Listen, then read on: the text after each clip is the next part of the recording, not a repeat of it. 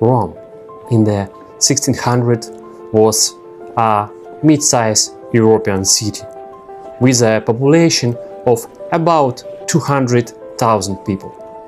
In this video, I use modern AI tools to bring historical painting to life.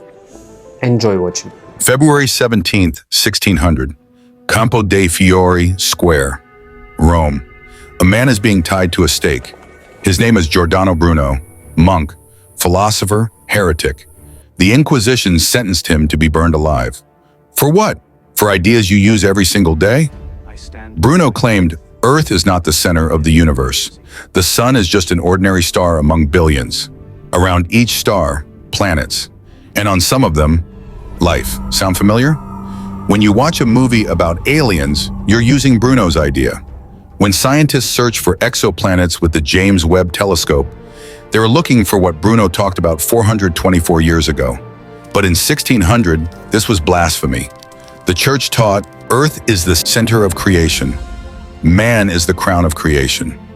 Bruno spent 8 years in an Inquisition prison, 8 years of torture.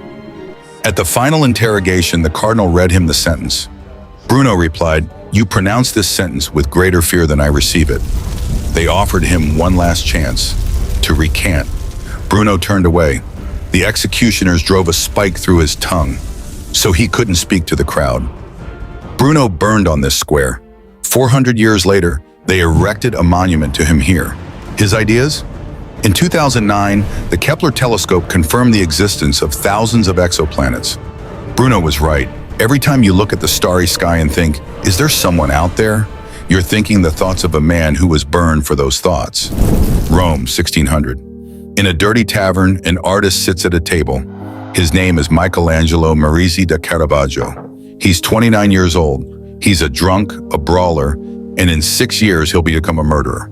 But right now he's creating a revolution you see every day. Before Caravaggio, religious paintings looked like this.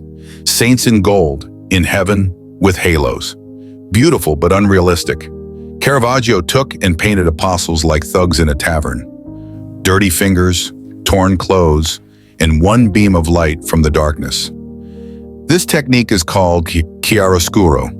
Chiaro, light. Scuro, dark. Sharp contrast of light and shadow. Open Instagram, find a photo labeled moody or dramatic. See? Face in light, background in darkness. This is Caravaggio's chiaroscuro. Watch The Godfather. The scene where Don Corleone sits in shadow with a strip of light across his face. Cinematographer Gordon Willis directly said, "I was copying Caravaggio." Why does this work so powerfully? Because our brain is wired this way. We look where the light is. Caravaggio understood.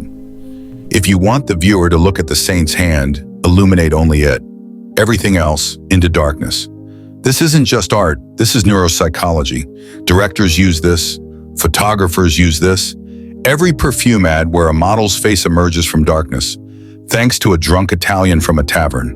In 1606, Caravaggio killed a man in a fight over a card debt, fled from Rome, died at 38, sick and alone. But his technique? Everyone copied it. Rembrandt, Velázquez, Hollywood, Instagram, his paintings still hang in the same Roman churches. Free admission. Go in. You'll see the original source of every dramatic photo in your feed. Rome, 1600. Pope Clement VIII looks at the city. Protestants are taking half of Europe. The world needs to be reminded. Who's in charge here? How? Architecture. Imagine you're a pilgrim from Germany. You walk to Rome on foot. 3 months. Pope Sixtus V placed Egyptian obelisks throughout Rome so they form a route. See an obelisk? Walk to it. From there you'll see the next one. Like a navigator, only made of stone. All roads lead to St. Peter's Basilica. Sound familiar? This is the first tourist route in history. Now every city does the same thing. The Eiffel Tower is visible from everywhere. The Statue of Liberty greets ships, but Rome did it first, and with a specific goal to show the power of the church. Why do millions of tourists throw coins into the Trevi Fountain? Because it's beautiful? No, Because 400 years ago, architects designed it so that you hear the sound of water from afar, walk toward the sound through a narrow alley, exit onto the square and gasp at the scale. This is theater. Architectural theater. You are the spectator. Your reaction is programmed. Every building in Rome was built not just beautifully, it was built to evoke a specific emotion. Delight, fear. Piazza Navona. Pope Innocent X tells architect Bernini, make people lose their minds. Bernini places the Fountain of the Four Rivers. Four giants represent four continents: Nile, Ganges, Danube, La Plata. The message? The Catholic Church controls the entire world. Now this is called experience design. Apple Store with its glass staircases, same idea. Tesla showroom, same idea. But in 1600 in Rome, they did it with marble and fountains. October 6th, 1600, Florence, wow. Palazzo Pitti, the wedding of Maria de' Medici and Henry IV of France. To entertain the guests, composer Jacopo Peri creates something new. He calls it drama through music. The actors don't just sing, they speak, but musically. They tell a story with their voice to music. This is the first opera in history. Eurydice, the Greek myth of Orpheus. The wealthy are shocked. What is this new entertainment? 20 years later, operas are performed all over Italy. 50 years later, all over Europe. 400 years later, no blockbuster can do without it. Every soundtrack you hear in movies is the heir to the opera of 1600. Hans Zimmer, John Williams, Ennio Morricone. They all continue what Jacopo Peri started at a wedding in Florence. Music that tells a story. Music that creates emotion. This isn't just sounds, this is drama. This is opera. The year 1600. Strange beans are brought to Rome from the Ottoman Empire. The Turks call it cave. Venetian merchants try it. Bitter, invigorating.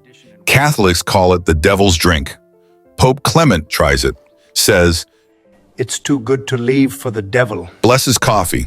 The first coffee house is open. People come not just for coffee, they come to talk, to discuss, to argue, to read news. In Rome, avvisi appear, handwritten news sheets. Pay a scribe, he'll write you fresh news. Who died? Who got married? What the Pope said. These are the first newspapers. Information is no longer just for the rich. Information is for everyone who can pay. And every February, carnival. Roman carnival is the craziest in Europe.